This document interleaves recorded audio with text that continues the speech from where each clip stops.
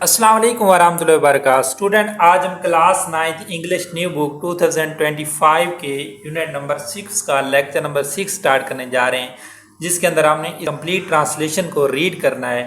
تو اسٹوڈنٹ، ہم نے پہلے 5 لیکچر کے اندر اس کی ٹرانسلیشن کو کمپلیٹ کر لیا۔ لیکچر نمبر 1 اور 2 میں، لیکچر نمبر 3 میں ہم نے اس یونٹ کے ورڈز میننگ، لیکچر نمبر 4 میں سنونیمز، لیکچر نمبر 5 میں کویسچن آنسر کو کمپلیٹ کیا ہے، اور لیکچر نمبر 6 یہ ہمارا، اس کے اندر ہم اس کے یونٹ کی کمپلیٹ ٹرانسلیشن کو ریڈ کریں گے۔ اس کے بعد بچے ہمارا ایک لیکچر رہتا ہے جس کے اندر ہم نے بک ورک، جو یونٹ کے اندر ایکسرسائز کے اندر کویسچن آنسر کے علاوہ جو باقی بک ورک پڑھا ہے اس کو ہم نے سالو کرنا ہے۔ تو شروع کرتے ہیں بچے پیراگراف نمبر 1 سے۔ تاثیر اپنی خوش مزاجی اور نرم دلی کی وجہ سے مشہور تھا۔ سب لوگ اسے پسند کرتے تھے، لیکن ان تمام خوبیوں کے باوجود اس میں ایک خامی تھی، اور وہ تھی وقت کا درست استعمال نہ کر پانا۔ وہ وقت کی منصوبہ بندی کرنے میں بہت کمزور تھا۔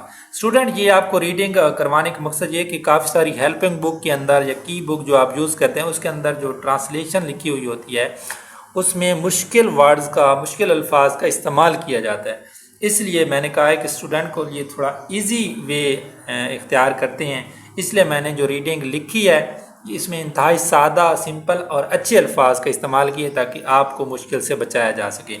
آپ نے اس ریڈنگ کو اپنے پاس لکھ لینا ہے اور پھر آسانی سے اپنی کلیکشن کر لینی ہے رجسٹر کے اوپر، پھر آپ نے جب آپ کو ضرورت پڑے آپ ادھر سے اس کا استعمال کر سکتے ہیں۔ تو پیراگراف نمبر 2 ہے۔ تاثیر اکثر خود کو چیزیں ملتوی کرتے ہوئے پاتا۔ وہ مسلسل گھنٹوں ویڈیو گیمز کھیلنے، دوستوں سے باتیں کرنے اور خیالی دنیا میں کھو جانے میں مصروف رہتا، جبکہ اس کے اسکول کے کام اور گھریلو کام جمع ہوتے جاتے۔ نیک ارادے رکھنے کے باوجود وہ ہمیشہ وقت کی کمی کا شکار دکھائی دیتا تھا، جس کی وجہ سے اس کے کام جلدی میں کیے جاتے یا وہ اپنے کام جلدی میں نمٹاتا اور اس کے کام نامکمل رہتے۔ اس کے اساتذہ اس کے بارے میں بہت فکر مند رہتے اور اس کے والدین بھی مسلسل پریشان رہتے تھے، لیکن تاثیر بالکل بھی اپنے طور طریقے بدلنے کو تیار نہیں تھا۔ ایک دن تاثیر کے دادا، جو کہ ایک عقل مند بوڑھے آدمی تھے، نے اس کی پریشانی کو محسوس کیا۔ انہوں نے ایک قیمتی سبق سکھانے کا فیصلہ کیا۔ انہوں نے خاص طور پر تاثیر کو اپنے گھر آنے کی دعوت دی۔ پیراگراف نمبر 4 ہے بچے۔ تاثیر کے دادا نے اس کا استقبال گرم جوشی سے کیا۔ وہ اسے باورچی خانے کی میز پر لے گئے۔ وہاں ایک شیشے کا خالی مرتبان اور ایک ٹوکری رکھی تھی جو بڑے پتھروں، کنکریوں اور ریت سے بھری تھی۔ تاثیر متجسس نظر آنے لگا۔ پیراگراف نمبر 5 ہے بچے۔ میں چاہتا ہوں کہ تم ٹوکری میں موجود ہر چیز سے اس مرتبان کو بھر دو، اس کے دادا نے ہدایات دیں۔ تاثیر نے جوش سے مرتبان کے اندر ریت ڈالنا شروع کیا، اس کے بعد کنکر ڈالے۔ جب اس نے پتھر ڈالنے کی کوشش کی تو وہ نہیں آئے۔ تاثیر نے تیوری چڑھائی اور دادا کی طرف دیکھا، وہ الجھ کر رہ گیا۔ پیراگراف نمبر 6 ہے بچے۔ آؤ میں تمہیں کچھ دکھاتا ہوں، دادا جان نے مسکراتے ہوئے جواب دیا۔ انہوں نے مرتبان کو خالی کیا اور پہلے بڑے پتھر ترتیب سے رکھے، پھر انہوں نے کنکر ڈالے جو پتھروں کے درمیان خلا میں آ گئے۔ آخر میں انہوں نے ریت ڈالی جو کنکریوں کے درمیان خالی جگہ میں سما گئی۔ تاثیر حیران رہ گیا کہ سب کچھ صحیح طریقے سے آ گیا۔ پیراگراف نمبر 7 ہے بچے۔ تاثیر، یہ مرتبان تمہاری اور تمہارے وقت کی نمائندگی کرتا ہے، اس کے دادا نے وضاحت کی۔ اس کے دادا نے سمجھایا، بڑے پتھر تمہاری زندگی کی اہم چیزیں ہیں، جیسے تمہارے اسکول کا کام، خاندان اور صحت۔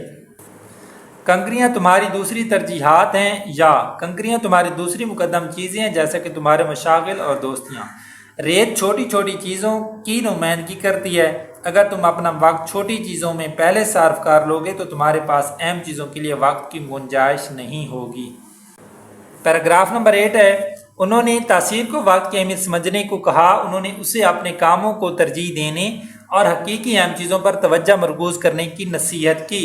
انہوں نے تاثیر کو ایک شیڈول بنانے میں مدد دی جس میں اسکول کے کام، گھریلو ذمہ داریاں اور خاندانی سرگرمیوں کے لیے وقت مخصوص کیا گیا۔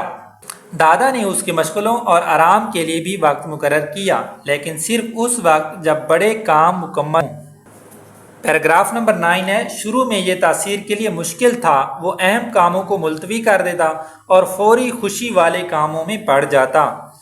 تاہم مشق اور عزم کے ساتھ اسے بہتری نظر آنے لگی۔ اس نے محسوس کیا کہ وقت پر اس کا اختیار بڑھ رہا ہے اور کاموں کو مکمل کرنے کی حد مقررہ سے متعلق اس پر دباؤ کم ہو رہا ہے۔ اس کے تعلیمی گریڈ بہتر ہو گئے اور اپنے خاندان اور دوستوں کے ساتھ گزارنے کے لیے اسے زیادہ وقت میسر آنے لگا۔ پیراگراف نمبر 10 ہے، ایک دن تاثیر کے استاد نے اس سے پوچھا کہ وہ اپنا وقت اتنے اچھے طریقے سے منظم کرنے کا راز بتائے۔ تاثیر نے فخر سے مرتبان بڑے پتھروں، کنکریوں اور ریت والی کہانی سنا دی۔ اس کے ہم جماعتوں نے بڑی توجہ سے اسے سنا اور ان میں سے بہت سے طالب علموں نے بھی اسی انداز کو اپنانے کا فیصلہ کر لیا۔ پیراگراف نمبر 11 ہے، وقت کو منظم طور پر استعمال میں لانے کی تاثیر کی نئی دریافت کردہ مہارتوں نے اس کے تعلقات پر بھی مثبت اثر ڈالا۔ اس کے والدین اس کی ترقی پر فخر محسوس کرتے اور اس کے دوست تعریف کرتے کہ وہ اب زیادہ قابل اعتماد ہو گیا تھا۔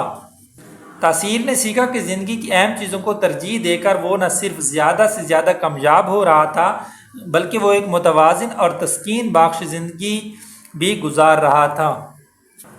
پیراگراف نمبر 12، اس دن سے تاثیر نے اپنے دادا کی عقل مندانہ الفاظ اور مرتبان والا سبق یاد رکھا۔